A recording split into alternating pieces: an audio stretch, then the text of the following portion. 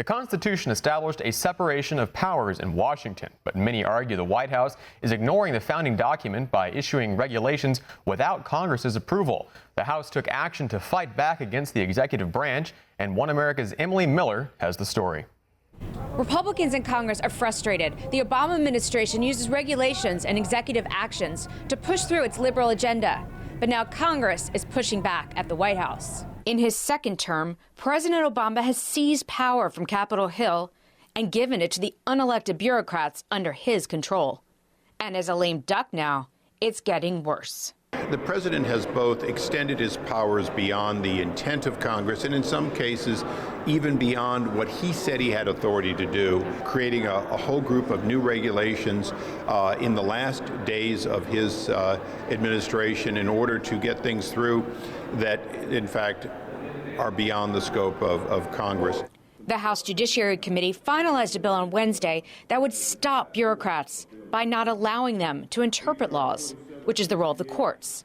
Congressman Radcliffe is the sponsor of the House bill.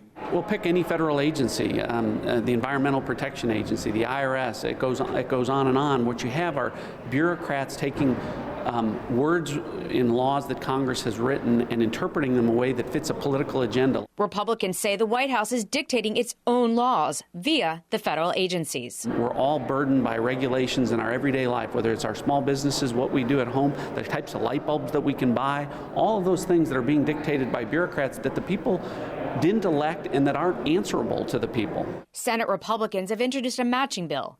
So the next step is a floor vote. Of course, President Obama can still stop this check on his power. If the president wants to maintain for a successor that might be Donald Trump the same authority he has, he may veto it. On the other hand, Congress does have to assert its balance of power, and this is one good way to do it. Whether Donald Trump or Hillary Clinton is sworn in as president next January, Congress wants to make clear the powers of the White House are balanced with the courts and Congress. Emily Miller, One America News, Washington.